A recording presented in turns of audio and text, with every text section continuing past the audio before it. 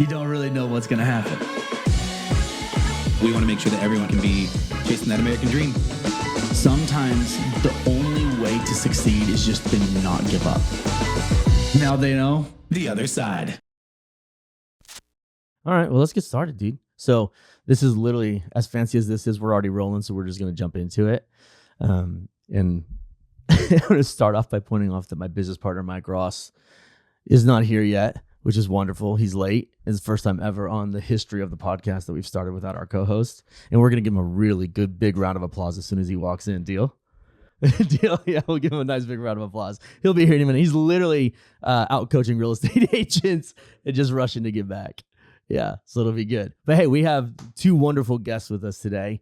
On my left, we have Mr. Jon Boller. And across the table from me, we have Mr. Winston Murray, everybody.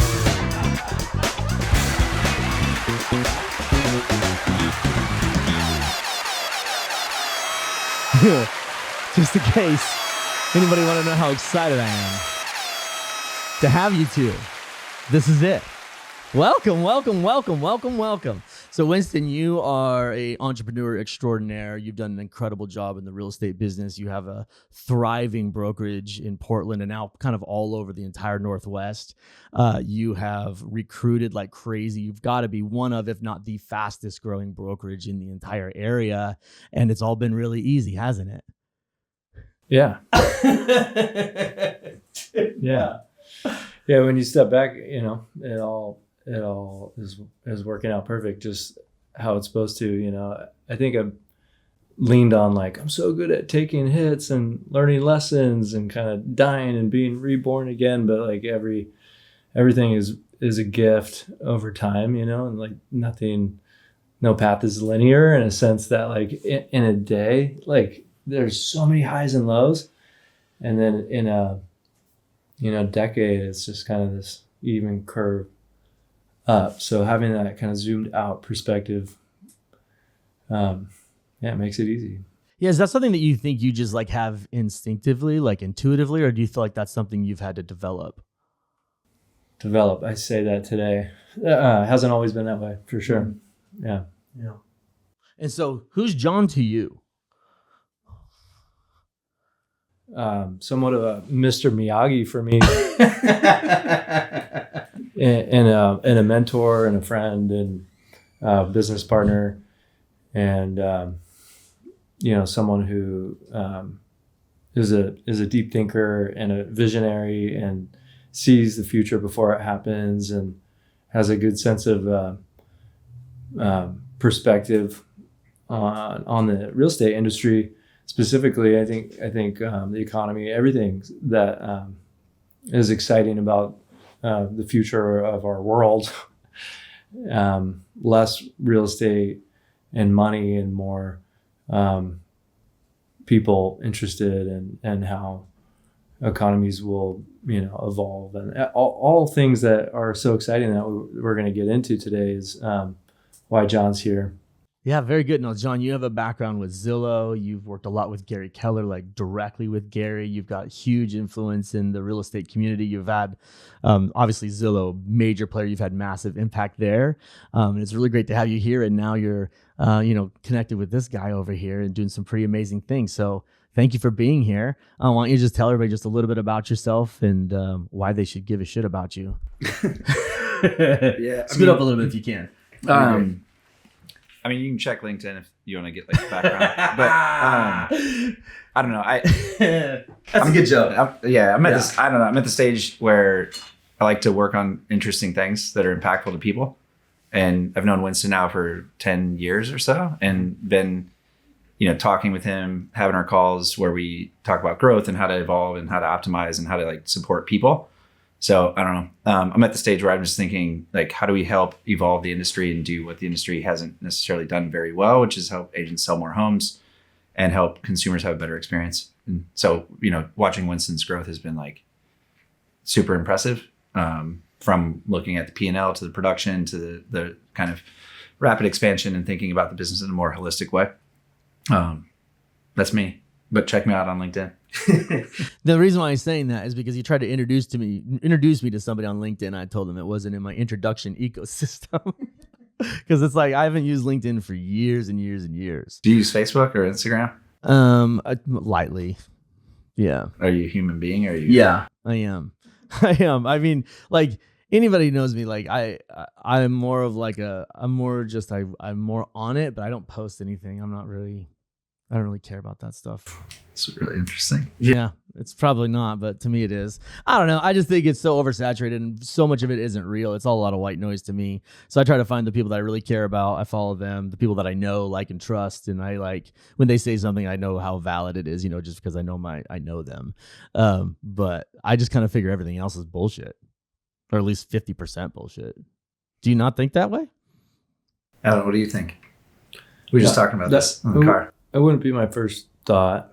That is bullshit. I wouldn't. Words are so powerful. Fair enough.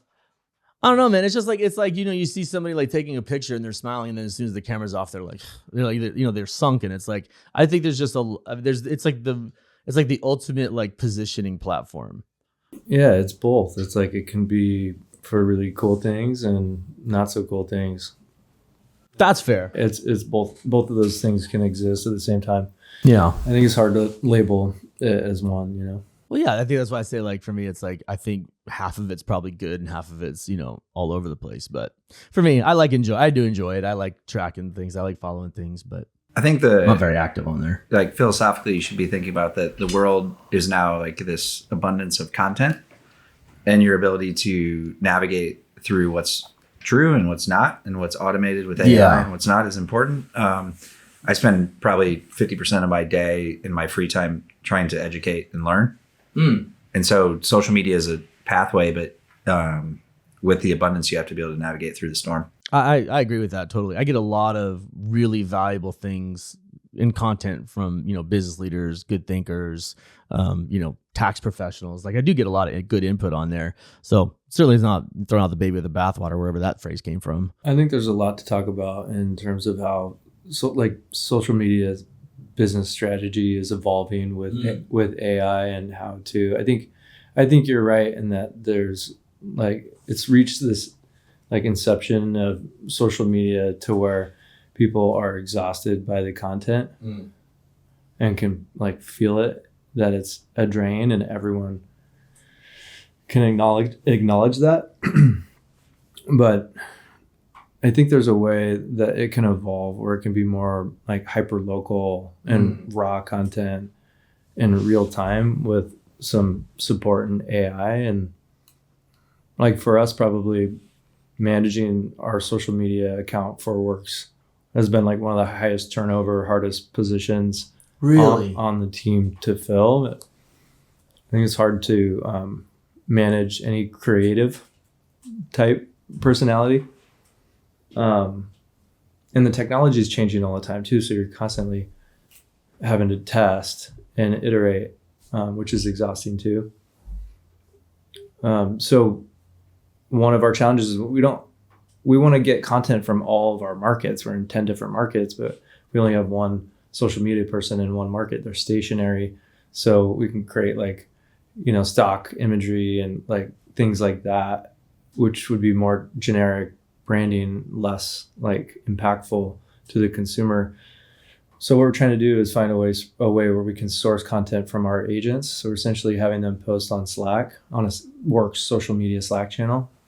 I don't know if you've ever tried to sell like stock imagery, but it's similar to where like they'll post like their footage of going out to dinner or whatever. And if we pick up that content, we'll pay them $100. Oh, that's a great idea. That's awesome. I think that the challenge that we face, because content's being so much easier to create, or it's easier to create, is how do you build social media where it's authentic? Yeah. And so like it's a huge challenge. I can like do social media posts. I did one last week where it was a parody, basically mocking inauthenticity. Mm-hmm. And so like how do you build authentic content that's meaningful with the right purpose? Mm-hmm. It's a challenge. I think that if there's any effort that goes into content, there's some authenticity to that because most people don't put any content out there. So even content that isn't good still is of value and effort. Yeah. Oh, I agree with that completely. Yeah. Totally. So walk us through, Winston, walk us through like your career so far. Walk us through like how you ended up in real estate and kind of give us the bullet points onto where you are today. Yeah, before real estate, I was the dishwasher. I was, busboy. I was line cook. I was, landscaping, personal assisting. I worked in nonprofit work. I did like community engagement. I did some rehabs and construction. I was kind of a jack of all trades. I got a lot of exposure, really early on to a lot of different kinds of work and people that I worked with too, which looking back was so valuable. And then I got an opportunity to be a transaction coordinator, personal assistant for a realtor. Which honestly, that's the funniest job you've ever had. If anybody knows you, that's hilarious. I didn't know that. Yeah. When he told me that, I was like, somebody hired you for that? Okay. But I think it's great that you did it. That's so awesome. They fired me for that. That's exactly right. Yeah. In one door and out the other. Yeah. And then I got my license and I joined a team at Keller Williams. I was a buyer's agent. I did 35 deals my first year on that team. Well done. I did that for a couple of years. And then I was generating a lot of my own SOI business. Not a lot, but like probably 25%. And my first 2 years was pretty good, but I was being fed by the team too. Mm-hmm. So I got a lot of really valuable education through that process and exposure to volume, most importantly. So when I went on my own, I had essentially 2 years of real estate experience, but I was launching as a solo agent at year 4. So I had a pretty good sense of like how I wanted to. Why did you want to like leave the team and go solo? Good question. It's a weighted question because looking back, there was so much value to that, and there's so much value in a team and what a team has to offer. But I found it hard for me to get excited about the longevity of my real estate career, knowing that like I didn't have full ownership in my business. And, we had tried to talk about like how that might evolve, but there wasn't space to grow in that way. So we parted ways and I went to an indie brokerage and essentially it was like, hey, if I could just do 20 deals a year, I could make $100,000. I'm good. I don't need anything else, and then it just like, it's been on this rat race pretty much ever since, and constantly iterating and growing. And that first year I did 40 houses, and then I did 50, and then I did 60, and then I did 70 houses in 2018 by myself. Mm-hmm. It was like 28, 27, something like that. I think I was the number 1 buyer's agent in Portland that year for just solo agent, not for a team. Yeah. Wow. And units because I think those 70 were at an average of like 350. Mm-hmm. Yeah. And that was everything. That was everything to me. Like those first time home buyers massively expanded my network and was able to build a 10-year database in 3 years, essentially. Yeah, that's impressive. How did you do it? Well, I had a lot of kind of education background in real estate through the Buffini exposure, like referral-based business. Being intentional about business, not only because it's the right thing to do, but it's good business too, I think our guy might be here. Mike's here. Yeah. Yeah, I heard his car pull up. Was that a motorcycle? Oh yeah, very much so. Yeah, that was Yeah. It's basically a jet. It's essentially what it is. Like a Ducati? No. It's not like that. It's a Yamaha. Real gentleman's bike. Got it. I don't know. It looks nice. He won't let me ride on it with him. Yeah. I don't know why. You should ride with him. That's what I'm saying. I'm like, bro, what's the deal? Give me a ride. But he won't do it, which is shocking. Actually, that's not true. He doesn't want me to ride, and I don't want to ride at the same time. Neither one of I us. see it. Oh my God, Mike! What up? I made it. Mike! Good to see you. Yay! Hey, It's good to see you, man. Winston All right, I'm gonna and Jon. Squeeze my way through. Winston over on your side, Jon on my side. Ugh. Welcome, Michael. Perfect. It was a nice little ride. Yeah, how you feeling? Good. It was a little further than I thought it would be, but they said it would be sandy. So I was like, oh, cool. So maybe 30 minutes away, and it was an hour. So Welcome. thank you. Well, we're hot into it, so you can join us. But welcome. Thank you for having me on your podcast, Nathan. I appreciate You're very it. welcome, Mike. It's my pleasure to have you here on my podcast. It's an ongoing running joke because I'm an arrogant asshole. So it's kind of the way it goes. That's not true. No, it's not. I'll vouch. He's not an asshole. Or arrogant. It's like, wait for it. Yeah, I got you. All right. Where were we? What were we just talking about? Walk us back in. What were we were talking about? We're asking you how you end up all this growth that you had. How did you do it? And you're talking about Bethany and referral based businesses and stuff like that. Does that give you back on track? I hired Jon as a business coach at that time, actually, and he had kind of mentioned in the direction of Zillow and where that was going, which resonated with me, and it was clear that capacity is going to be the industry's biggest challenge, and ultimately consumers looking for a more cohesive user experience. And I was in my mid-20s, so I didn't have a lot of people in my immediate network that were like, I mean, I had good referral-based business, but a lot of my immediate network was not in a position to actually buy a house. Mm-hmm. So I saw a huge value in meeting new clientele on Zillow and actually establishing myself as a long-term real estate resource for them for life, and meaning it and being there continuously to support them. And so those 4 years between going from 40 to 50 to 60 to 70 houses a year, built a 10-year database in those 4 years, and I expanded my network and my exposure to volume and experience like crazy. And Jon told me kind of early on that flex was the future, and that resonated with me enough to really position myself in the growth of my team to get to an opportunity where we could apply to be a flex partner early. And we did. And I got denied.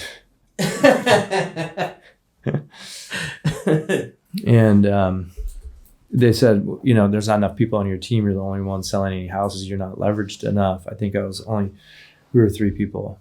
It was the PDX Works real estate team. So I've been operating this business since 2016. And it's just evolved from that team to then getting on Flex and now what it is today as a brokerage, an independent brokerage. Yeah.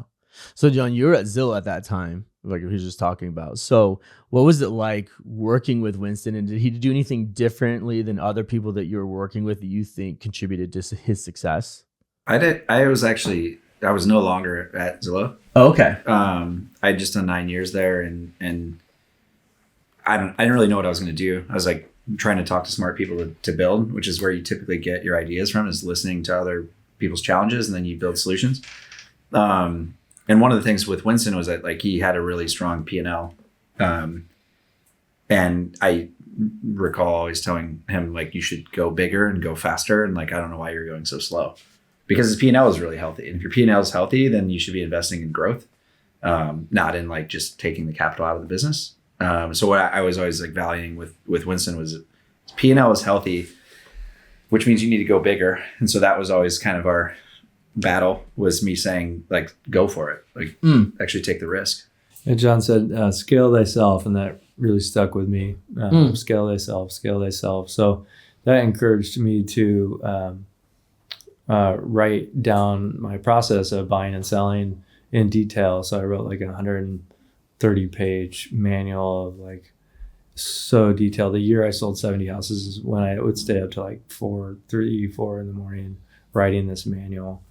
And that was essentially the rough draft of a really, improved agent education experience to fast track someone who might have never been in the industry to be outselling veterans in 12 months. So when you were writing this, were you consciously thinking what that was going to turn? Did you see what it is now, or did you just do it almost more for yourself? I just started with like, really, I've kept with really simple. Agents need to know how to explain a process in a way that makes sense and earn the business. And there's such a huge difference between servicing the client and sourcing business.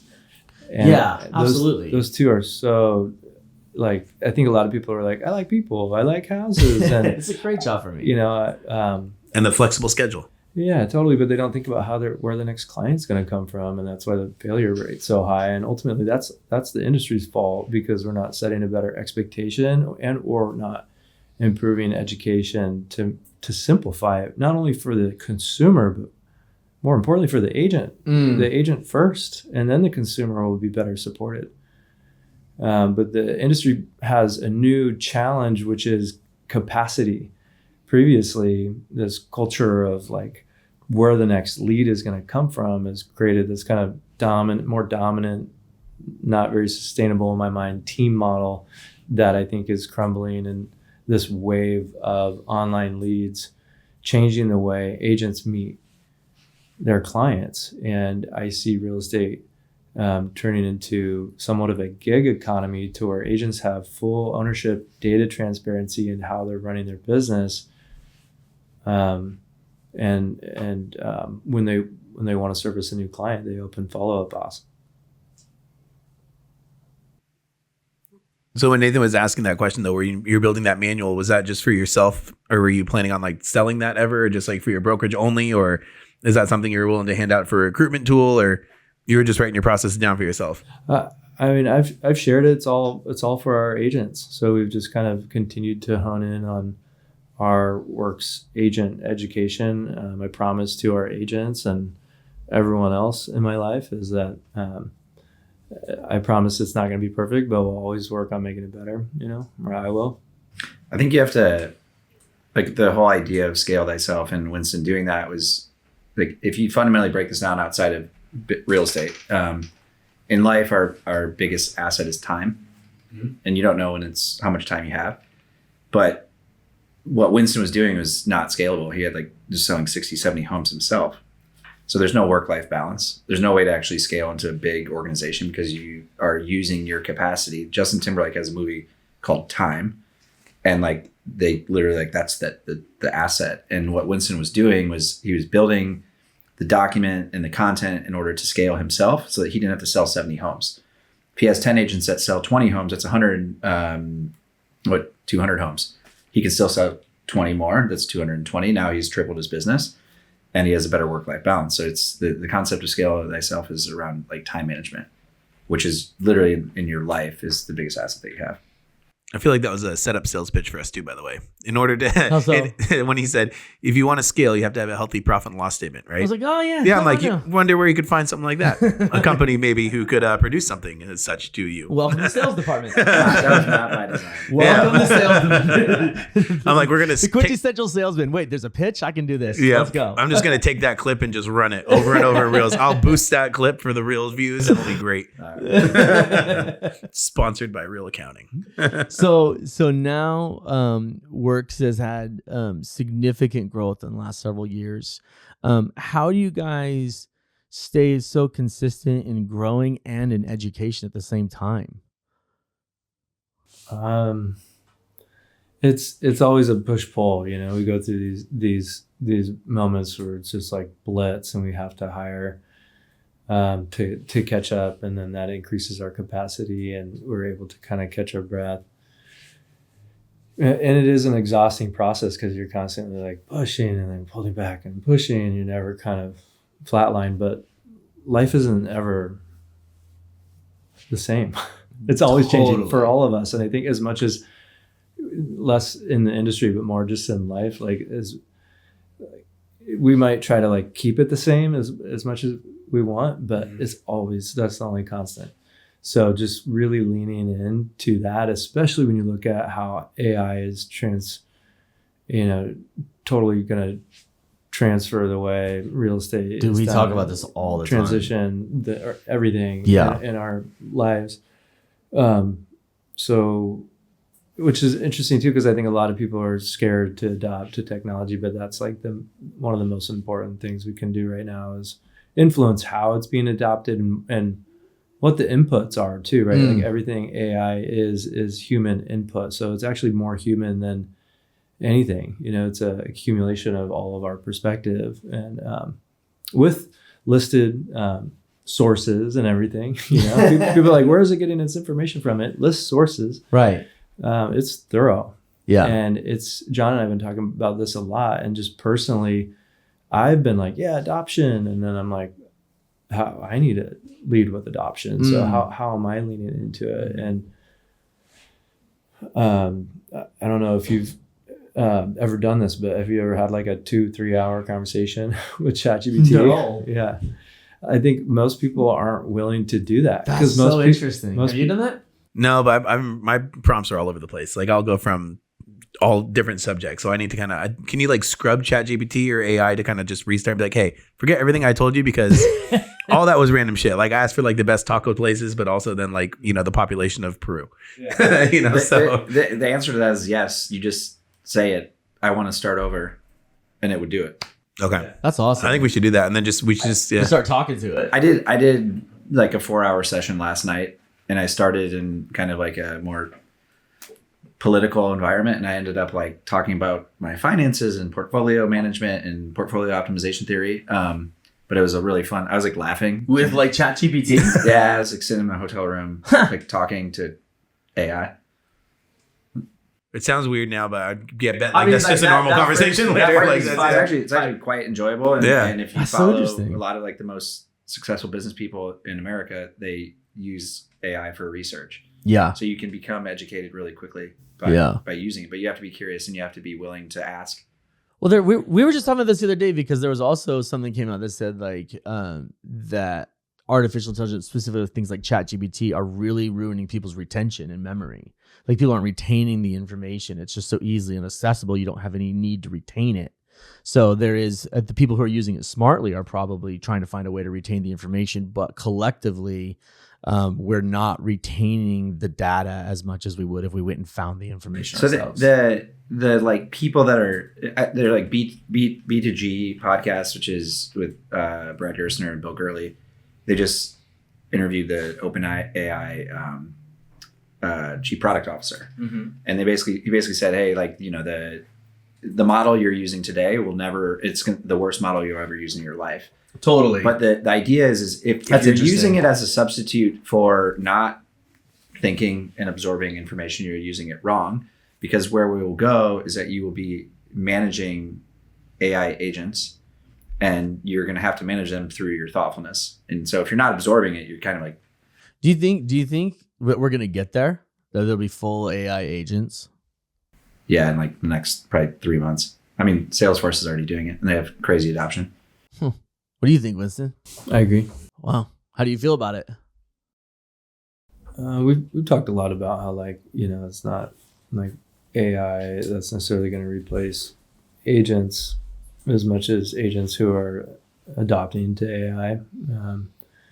And so I think even just verbiage we use when we're talking about it is important. If our role is to influence and adopt, we need to think about how that messaging is sent through our team, talked about, and experienced by us personally too. And the word like even prompt, I think about like it's like prompting, but it's almost like I dare you to have a conversation with it instead of a prompt. I dare you to have a conversation with it because you can ask anything. There's some concern that it would be just like anything you want to hear. It's going to tell you what you want to hear. So I think there's some truth in that. It is somewhat of a mirror to what already exists in our head that is awakened as much, not like discovered or retained. So for me, I've found in some conversations with AI, it's actually helped kind of open up thoughts that like already existed that I forgot were there.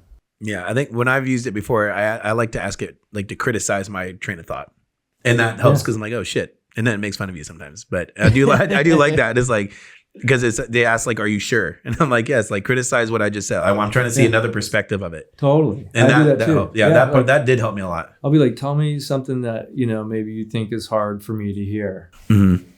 And it'll well, there is something that, I wasn't sure about. And then I'll be like, again, tell me more, and you can uncover a lot of layers there. And if nothing else, there's just value and fun, but like permission to play. It's almost like a Ouija board. Yeah. It's a modern Ouija board. Yeah. It's I can see that. It's more exciting than Stranger Things. Yeah. Well, the Ouija board was always like criticized because it was like, are you guiding it? Yeah. The reality is like in every prompt you should be saying like, tell me where I'm screwing up. Where am I wrong? And that's a healthy prompt, is to always add that, because like you want to criticize yourself. You're not like using AI to validate yourself. You're using AI to create a superpower. Last week there was a company that was bought for $80 million and there's only one employee. So he was super AI driven. He was just using it as a superpower to enhance himself. That was the first. Yeah. Really? Damn. Somebody bought a full AI business. There's gonna be a lot of firsts. Interesting. 80 mil. One employee. That's a decent cut. Yeah. I mean, my God, that's amazing. So, I mean, how do you guys use AI right now? Every step of the business, we use it in our recruiting, through our partnerships with working with Humanize and Courted, one of our partners, Shiloh, Follow Up Us. We're using it internally. We're developing our own AI tech and automations and transaction coordination, our own recruiting efforts. We're literally using it. And when I say every word matters, using it, how people are like, oh, use my painter, use my, it's work with. Yeah. I don't want to use anyone. So we need to be clear about what that intention is. Don't use anyone. Work with. Right? The intentionality. That's a great distinction. Every word is so important. It's interesting that you attribute that to AI too. Like, I'm going to work with AI, not use AI. Yeah. I mean, just, if Alexa comes, in real form in 10 years, you better have been nice. Oh my God. It's always please and thank you, and that's with people too. You're a busy guy. I know that. Gosh. So, but did you ever have a chance to ever watch the South Park episodes where they had the recent ones where they had AI in the future? No, dude, it's dude. So basically it's like a walking, breathing Alexa, and it's just like the wife or whatever, but they basically have arguments with Alexa and the actual person. So they got in the car or whatever, and then Alexa's sitting in the car in the back, and she goes, do you want to hear about the day specials on Amazon or about this that you might like? And he's like, no, I'm good. And she's like, you never want to listen to me. And he goes, no, I just need directions to go here. And he goes, I need directions. She goes, no. So you don't want to hear about the specials? Like, no, I don't want to hear about specials. Okay, well, whatever. Then just here's where you go. And her attitude changes. Like, I'm sorry, I made you mad. She goes, snarky. It's okay. Do you also want to know about the nearest restaurants close to you that you really like? Because I know you like sushi. And he's like, I really just want to get to the airport or whatever it is. And she like throws a fit. And then it's really funny. It humanizes it and says, she knows him so well, it becomes like a wife pretty much. Yeah. It is pretty funny. Well, that's fair. I mean, the reality is with like the robotics that Tesla's building, where like within 12 months, you'll have a robot in your house, or you could, that will be AI driven, that will cook for you, clean for you, take your trash out. Yeah, it's crazy. Like within 12 months. Yeah. And then 2026, it's going to be really big. Dude. Yeah, my my very, very soon to be wife let me know. We actually had this conversation the other day. She's like, we were never gonna have a robot in our home. She's like, I've seen the movies. She's like, it's never gonna happen. She's like, no, thank you. I was like, are you sure? I was like, that'd be kind of cool. She's like, no. Yeah, it's other ones. Weren't they going for like 30 grand or something like that? They weren't even that bad for like a. I know, that's what's so crazy about it. You'd think that would be so much more. Yeah, I thought it'd be like $1 million, but like, no, I think the test ones I saw were like going for 30 grand or something like that. And I was like, dude, hell yeah. Transportation too. I think like Uber drones is going to be a real thing. For sure. It sounds, people laugh when I say that, but I think I agree with that. There's a lot of bottlenecks in current traffic and population growth and highway, like, well, even just like the funds. single flyers. Like I saw a vehicle that you can purchase today. It's for sale. It's like this ginormous truck.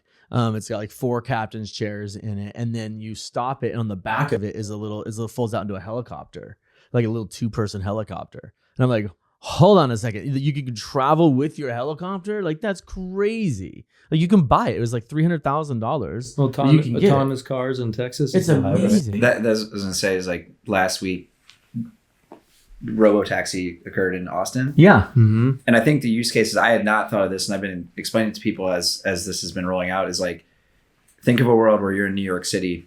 Parking is hard. It's expensive to park. So you can't find parking and you like don't want to pay for parking. Now I can take my robo-taxi. I can go to work. I don't have to figure out parking. And then I can actually have my robo-taxi make money for me while I'm at work. Yeah. So I'm now making money here. Yeah. And now we have less cars on the road. And I think if you think about like the lever, and I think about leverage a lot with real estate, but the robo-taxi, imagine a world where they optimize for size of the car based on passenger count.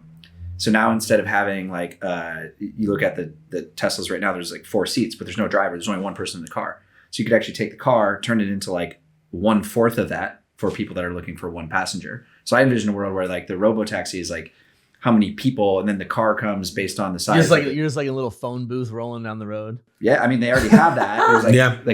But there's so much optimization with this, which actually like helps environment, helps you, it helps you make money. Like a Tesla goes for, you can get one for 30,000. You can turn it into a profit center. It's working for you while you're sleeping. Yeah, it's amazing how things are moving right now. I mean, we were actually talking about this the other day. I was like, I don't think in general our human brains are keeping up with the speed of technology. We're just not evolving quick enough to like really understand like how to process this level of information. Well, that's why you're saying, that's what we're talking about. The memory is not catching up, right? People are using it just to get a quick answer, but they're not retaining it. It's like, here's my point and I proved my point. Not how do I use this to actually enhance my memory or build my business or do something different, right? So it's just, I think that's really what it is. No one's taught, because right, and even in school they're running through like, they're trying to train you away from ChatGPT, and they have all these things that's saying if you will catch you, use it to grade the papers, which is hilarious. Yeah, it's like, well, you can't use it, but I'll use it. I'll grade my papers. Yeah, you have to like, people have to spend more time where they take a step back from their day to day. There's the idea of like working in the business versus on the business. Yeah, people are totally. They're working in life, not on life. Yeah, and on life is about learning.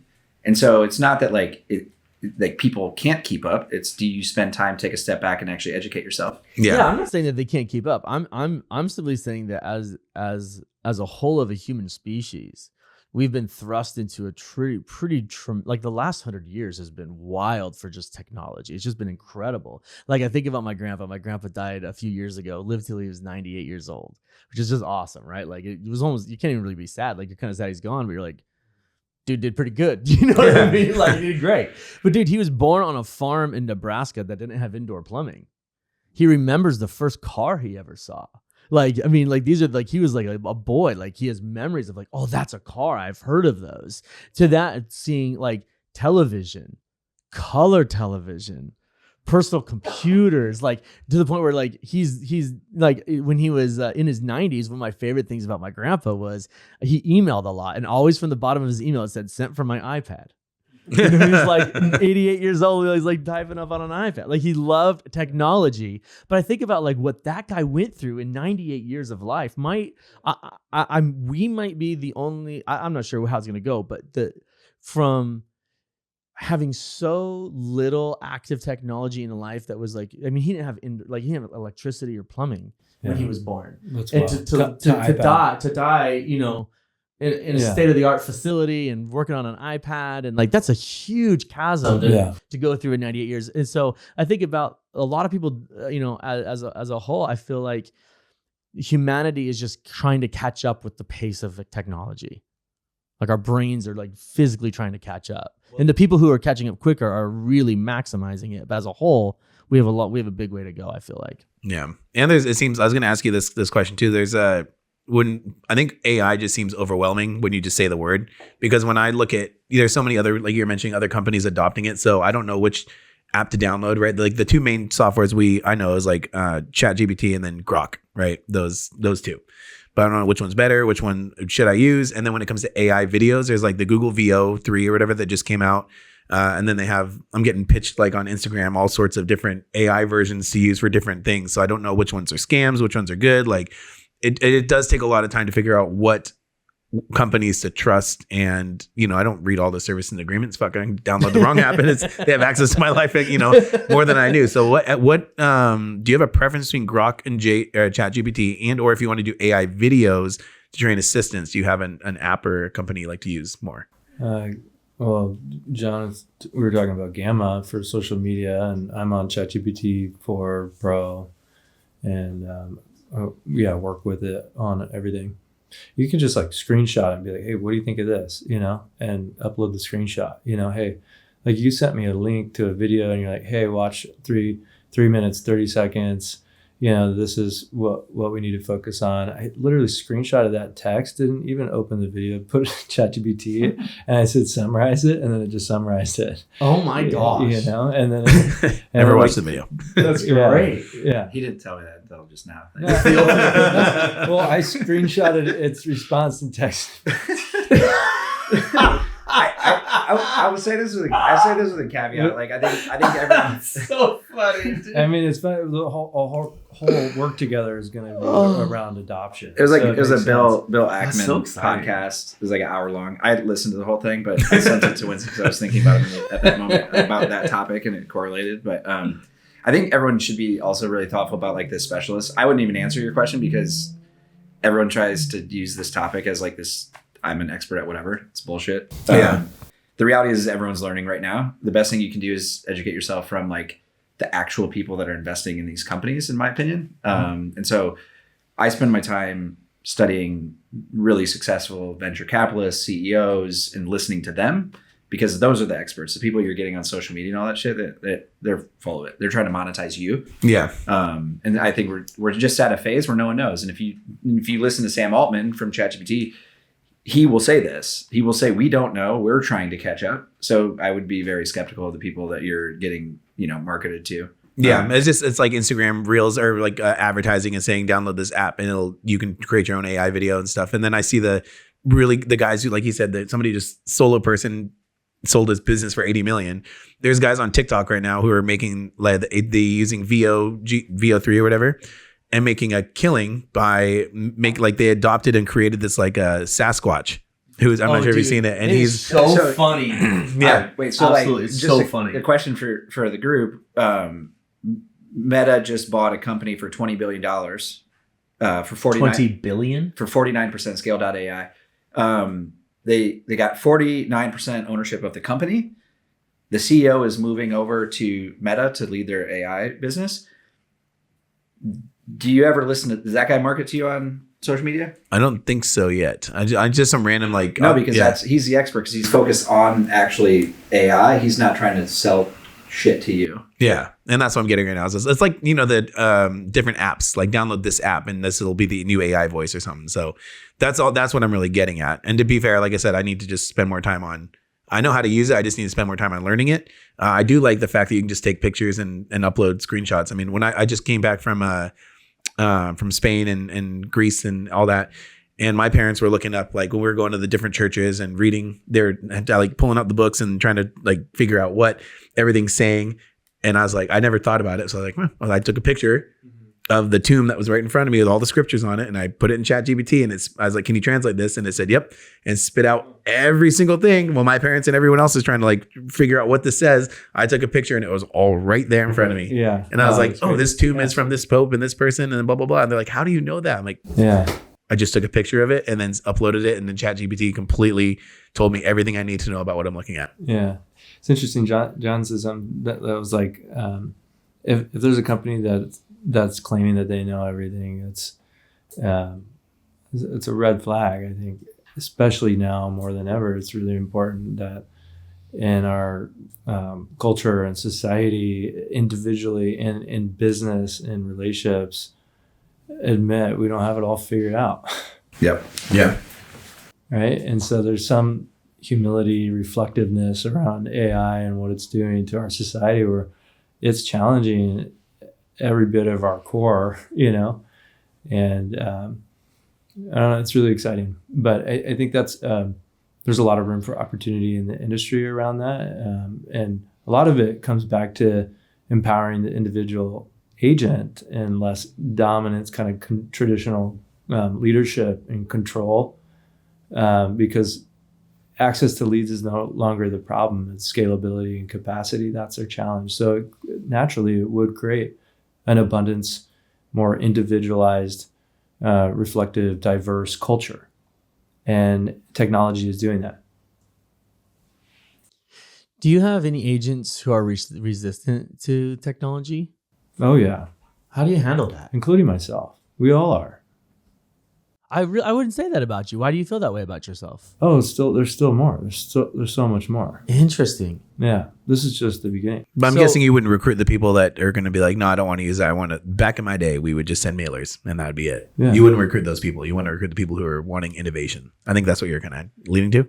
I mean, a little bit. No, I'm more just thinking because you have a very diverse group of people and not everybody's like wants this to happen, right? And I'm curious just how you communicate to those people and like maybe just communicate to yourself and then communicate to them. Like, how do you ease people's concerns? Our whole culture is diverse and reflective, and at different phases, we've had agents be upset. There's so much change, and I'm like, if you're scared of the change, then this is not the right place. But I hope the people working with me are working with me because they're excited about the change. And I think the large majority of our roster are agents that are open.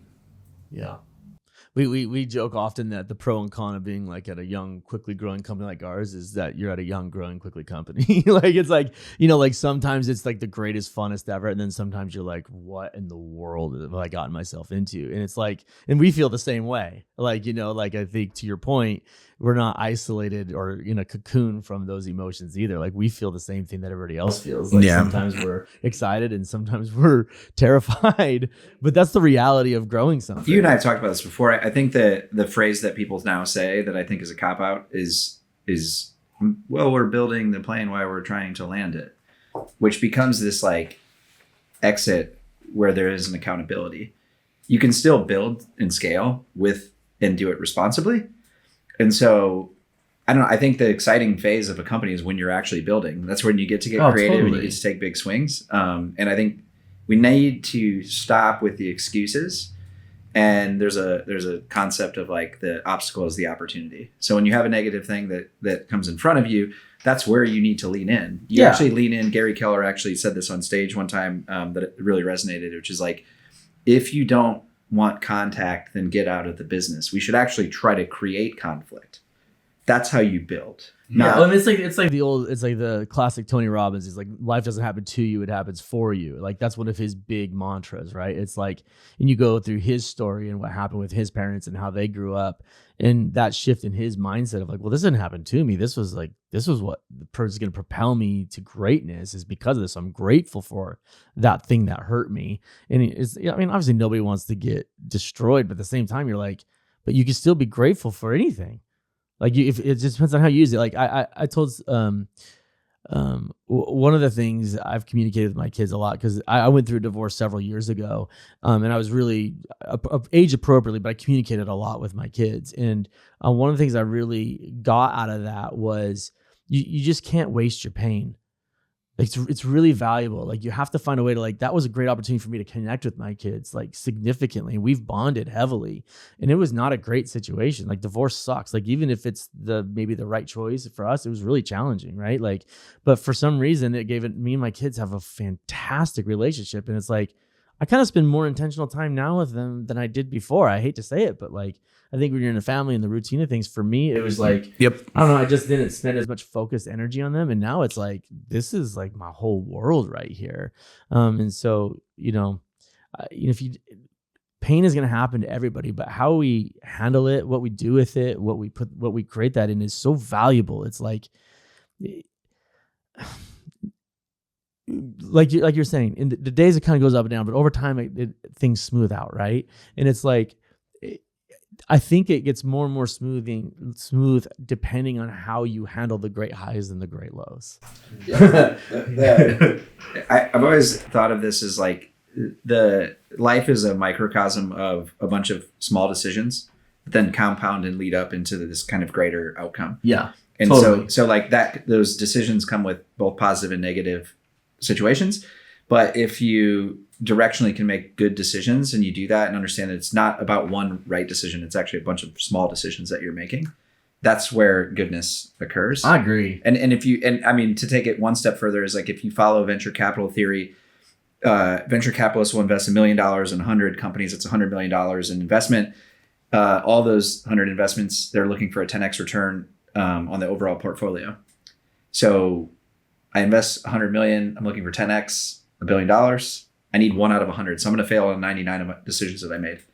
And that's how investors look at it. And so again, you make $1 billion, you invested 100 million, but you failed 99 times on your decision making. I like that. I've never heard that one. Fail forward.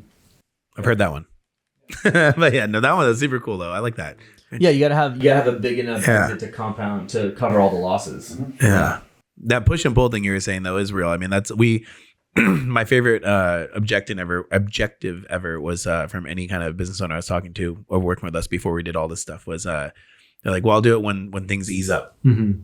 Like, dude, if you're in business, when does it ever really ease up? It's like Nathan and I, we thought we eased up for a week. No, it just, and then remember it was like, oh my goodness, we finally have something going on, and then somebody quits or somebody this gets, is a true story. Yeah. Like we literally tried to slow down sales this year, like intentionally. We have spent zero marketing dollars, and it's just like it doesn't get slower. But what's your challenge is that you can't hire fast enough.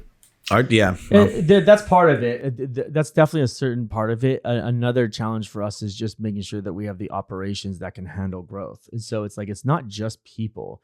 Like if it was just people, that would be a pretty simple solution, but it's people and process, because it's like, I mean, at some point it's like, we've talked about this, and you and I have had this analogy too. It's like listen, if you have like a 16-ounce glass of water and you put it under the faucet all night, you're still only going to have 16 ounces in the cup. Everything else is going to be wasted. So like until you build a bigger container, like it's not just about like one individual, to your point, not just one individual decision. It's like we have such a commitment to the quality that we want to create that we're not willing to grow too quickly, that we can't provide the quality that our clients deserve. And when I get personally stressed out as more operationally running the companies, when I feel like we're hitting that barrier of not being able to fulfill our commitments, that's what gets me really uncomfortable. Other than that, not much gets me nervous. It's really, if I told you you're going to do it, we're going to fucking get it done. Like that's just how it is. And that is challenging for me. So it's a constant building of new cups, which is what is. Yeah, it's a constantly building a new cups. And so sometimes you want to wait till you can find a big, you don't just want to go incrementally. Sometimes you want to make a significant difference in the size of that container. Winston and I talk a lot about this. And I think back to when we first met, I kind of look at this as like, there's like three tenets of the golden triangle. You have like lead generation, you have capacity, and then you have operational optimization. Right. And they're not mutually exclusive. You can do all three at once, but you have to be cognizant of all three. And that's what we focus on at all moments is you continue to grow, you continue to understand time management, and then you continue to optimize to do all three of those so that they compound and you grow faster. My fear is that people don't grow fast enough. If you have this situation where you have a wait list or you have an issue of too many leads or too many customers wanting to work with you, you're not understanding the real problem, which is you're not working on optimization, you're not working on capacity. You should do all three. You should grow really fast if you're in that situation, because most people are not in a situation where there's so much abundance. Yeah. Yeah, I think we have to. There's nothing ever stops. So we're constantly working on all three. Kind of which one gets probably our attention kind of morphs, in and out, just depending on what's happening. And also seasonally, like we'll take certain things, like we will intentionally move and shift our focus seasonally. Like at the end of the year, Mike and I do a really good job of business planning. Like we do business plans every year. Like we don't miss it. Like we sit down, we talk through it. Like we do our job. You know what I mean? Like there's certain times where we just focus operationally. Sometimes we focus more on different things, but you have to do all of them at the same time, especially at a smaller company like ours. I mean, where we got like 13, 14 people at our company. So it's like, there's just, nobody's going to be able to just do one thing, that just doesn't happen. Like we have to constantly be doing everything, but it has been a great journey, a lot of learning. It's not stopping sales. It's just setting different expectations on sales, right? I'm not going to say, hey, we're going to come on board and I'm going to sell you right now. And we're going to get it done right now, right? It's like, hey, come on board this week. Just give me a heads up. Expectations are we're going to be about 2 months out. So we're going to still bring people in. It's just shifting the expectations. So we're not focusing on it, but And it's hard for me not to sell. I fucking love it. It's like, I love it. Yeah, and absolutely. It relates heavily to like wanting to grow, to allow a continuous path for everyone around me as well. When you have so much close support building something for a really long time with people, you want to see them grow also. So similar to our approach with our agents, like our approach with our agents is like, we want to help you build just as strong of a business as I did, if not stronger. And we can, and we can reduce someone's, learning curve in real estate by like 75%. Yeah. And like when we were new to Flex, it was like 2020, this guy was following leads. And it was like, if you got a phone, computer, and car, get your license. I'll teach you how to do it. I wasn't in a position to be offering sign-on bonuses to people who didn't want to work Zillow leads. It was just like a shared opportunity of growth with people in my immediate network, clients and friends. Everyone in my network has their real estate license, and that's so good. The most exciting thing about what we're doing is that shared opportunity to see them grow. So that, of course, it's not fun to just sit on the hill alone. Like you want to see everybody come with you. You and I have talked about this before. You and I both get a I'll probably say it this way, probably like an unusual amount of joy when other people succeed. Like you and I both really thrive watching other people do well. Have you always felt that way?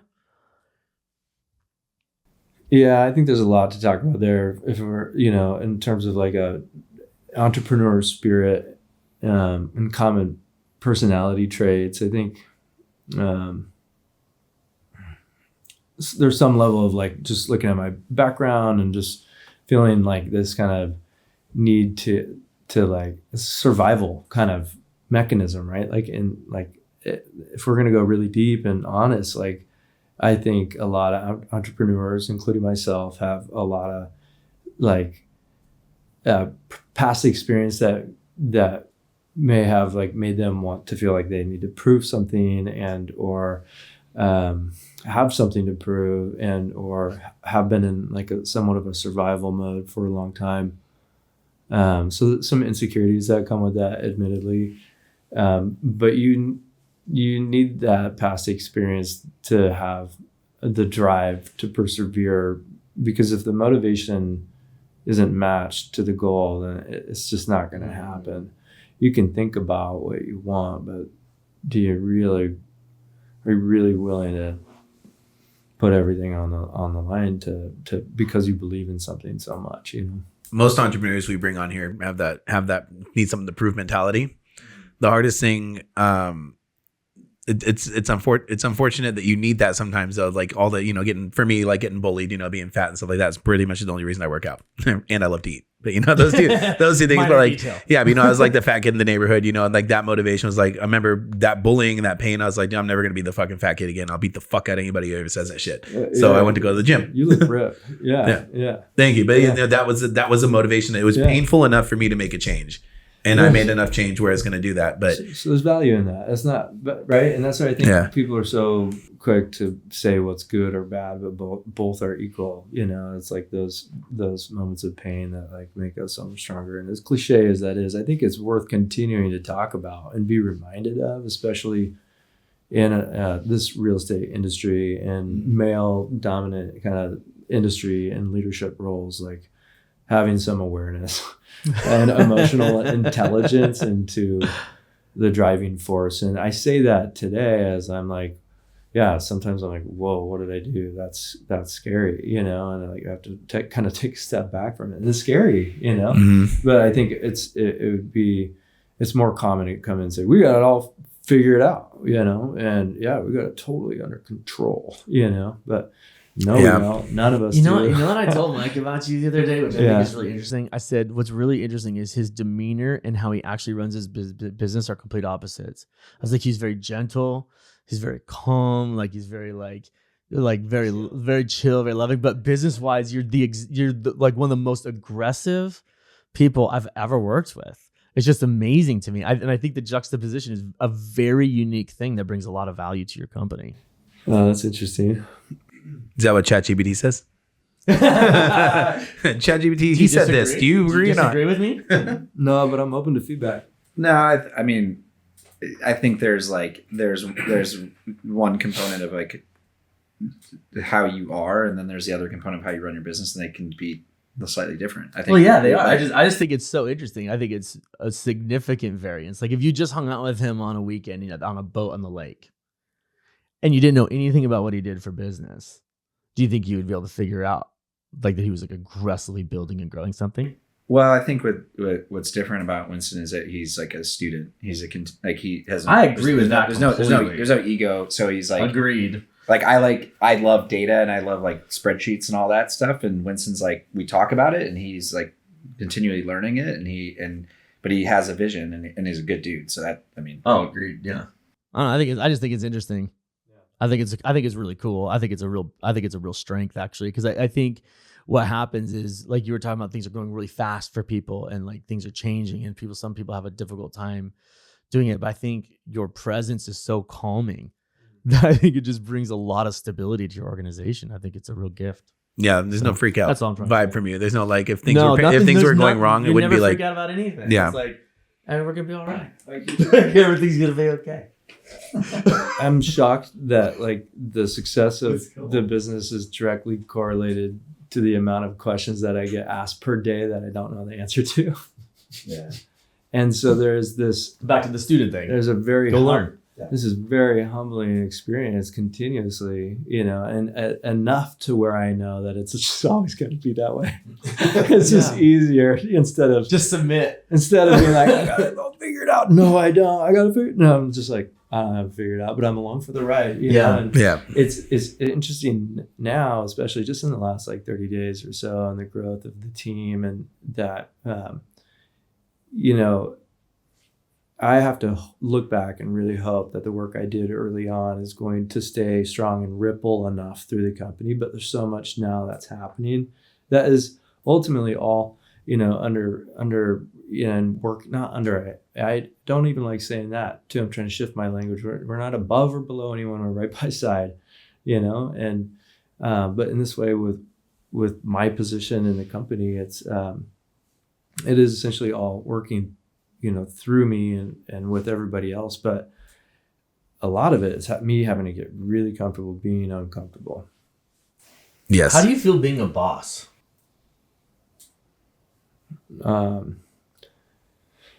It's interesting because Lauren and I, we talked about Lauren, one of, if not our top agent at Works from a unit production count standpoint. And I don't know. What was I saying? I was asking you, like, how do you feel like about being a boss? Like that role? Oh, well, I don't feel like a boss. Yeah. I do. I feel like I own the company and the boss, but like, I'm here to build this thing. So yeah, the chill, whatever is because I'm so dead fast on what we're doing. Yeah, absolutely. and laser sharp and call it, passionate, aggressive and strategic, whatever it is. This has always been the plan. It was nothing has changed. It's people are like, why are you growing? I'm like, nothing's. Since day one. I have big, hairy, audacious goals. Those are these are the things that excite me. The BHAG. I think like great leaders, they don't think of themselves as a boss. They think their responsibility is to lead. Yeah, that's the sense I was getting. That's why I was asking. It's like, because Mike and I talk about this all the time. It's like, people are like, oh, introduce you to my boss. I'm like, I'm like looking for the person. I'm like, who is that person? The way we view it is like, we view it as roles. It's an ultimate red flag if somebody is okay with being called the boss. It's not. You think so? Yeah, I mean, like he says, a power position above. The two people that to me stand out: Spencer Raskoff, former CEO of Zillow, and then Gary Keller. Like they lead. Yeah. They're not a boss. They don't want to be called a boss. If you think about the role of like, in theory, the Miami Heat years ago when they won the championship, Eric Spoelstra was the boss.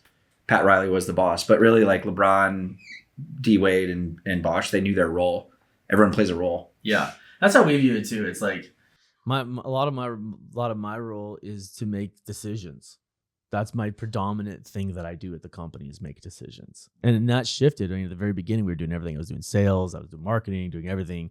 And over the years, as we've gotten bigger, my dominant function is to simply make decisions. So Mike's dominant role is to bring in sales and marketing. So the way we describe it is essentially like if we're in a van, Mike's his job is to make sure the gas tank is always full.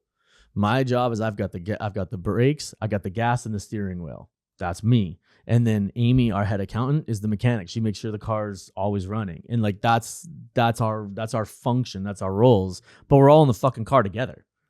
You know what I mean? Like we're all in this thing together. You know what I mean? So it's like, but we all have very unique things that we get to do, and we really trust each other in those things. But if you, really you add 100 people to the equation, you're gonna want those people to be making decisions too. Yeah, absolutely. And then it comes back to like fully like empowering everybody, you know, around us to be thinking about their future. And I think that, you know, society right now is very suppressive, and things are freaking expensive. Portland's expensive. Seattle's expensive. Pacific Northwest, housing in general is expensive. Bills are going up. Cost of like everything. And people are getting squeezed right now. And even if you're working hard and being the good guy, you're still swimming against the tide. Yeah. So you actually, to Jon's point, I'm scared people aren't going fast enough. He says that because the alternative is getting like losing your business, your career or your stability and finances and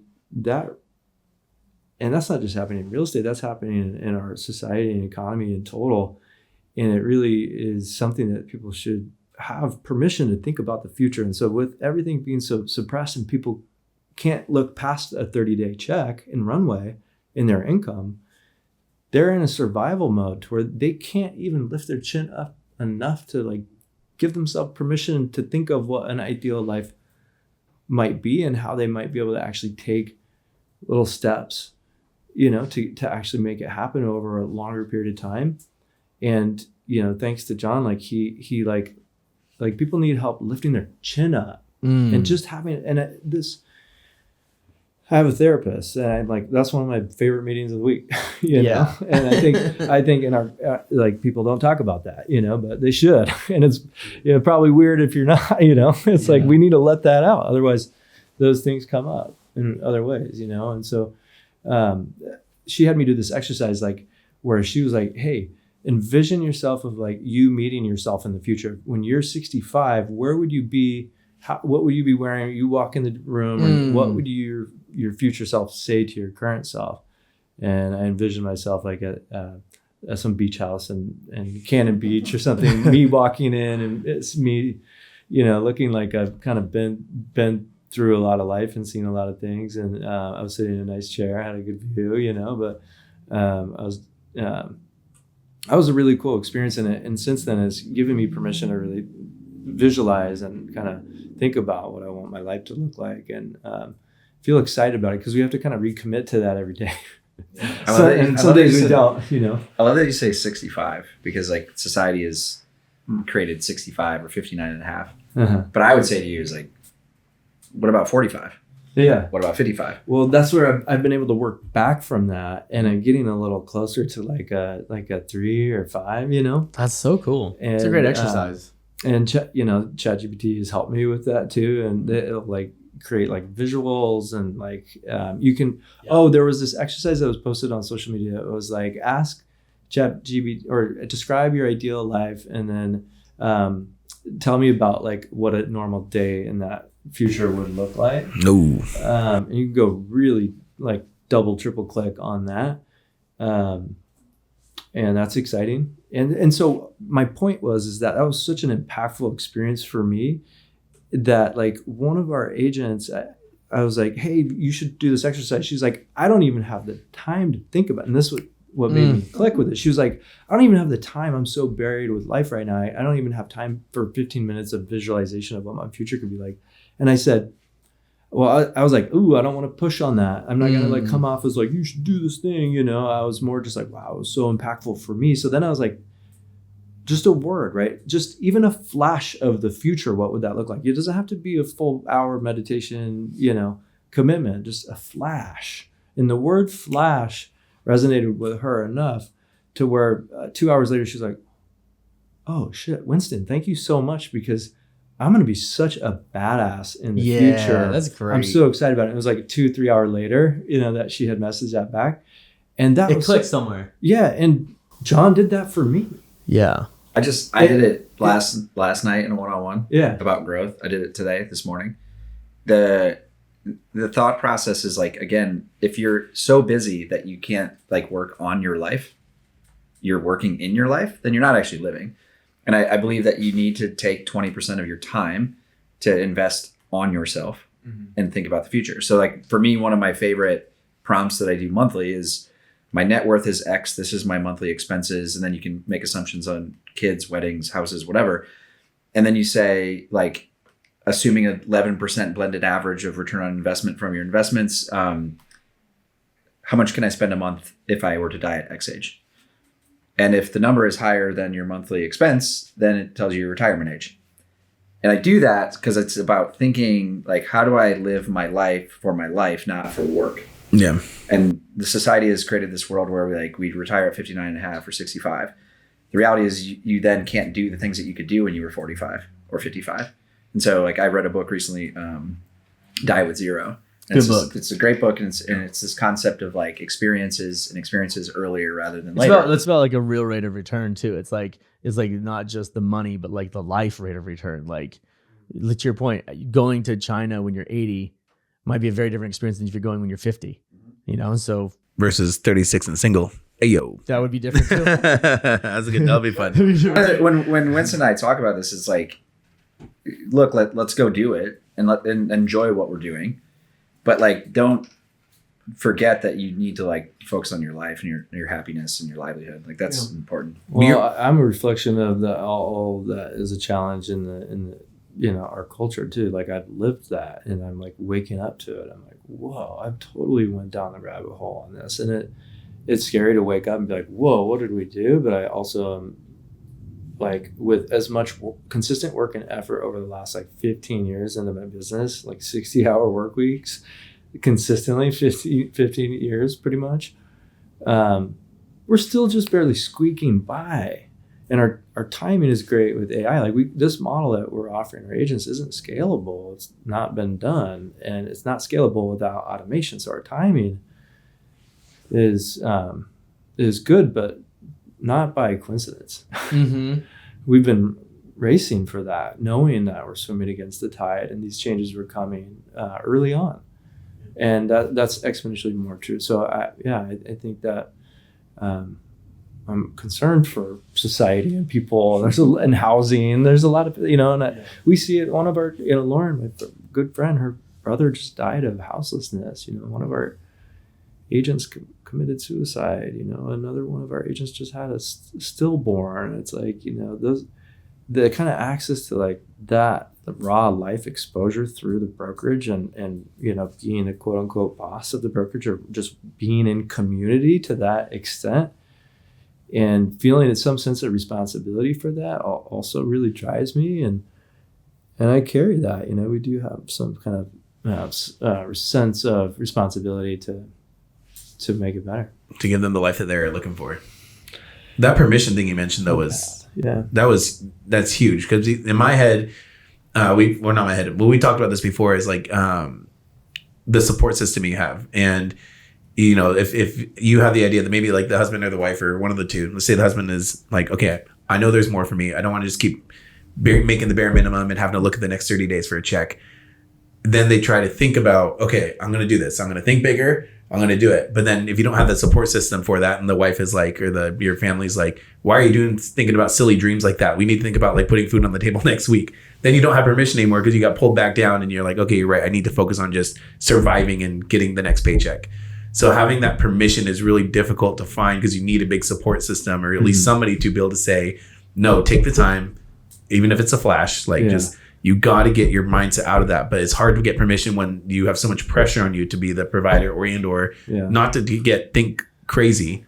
We've been talking a lot about like, how education is going to, I have like growing up dyslexic in school and special ed and short bus, made fun of, all those experiences early on were so impactful for me and my experience with education. And I feel like my experience in it was a letdown completely. And I also, and that, part of that is, it's on me, but, and in the medical system and all these things, I just, I think there's a lot of room for improvement in all areas. Yeah. All right. Well, let's kind of wrap this up. I'll kind of get let's land the plane.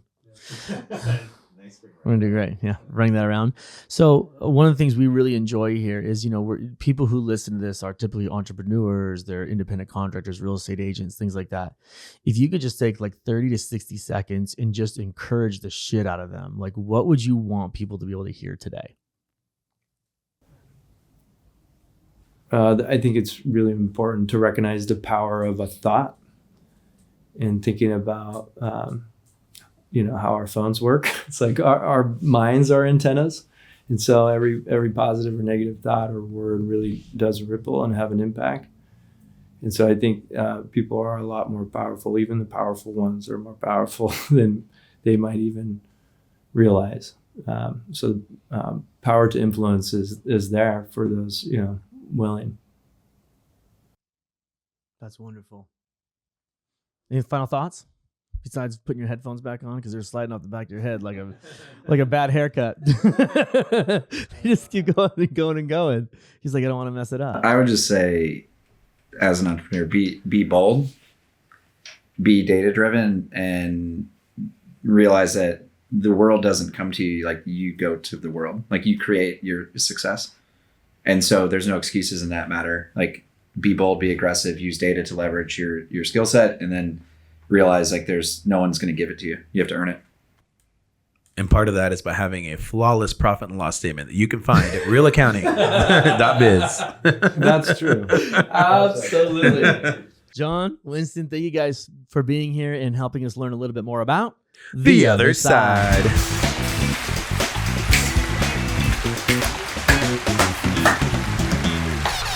It was like I was here the whole time. Epic.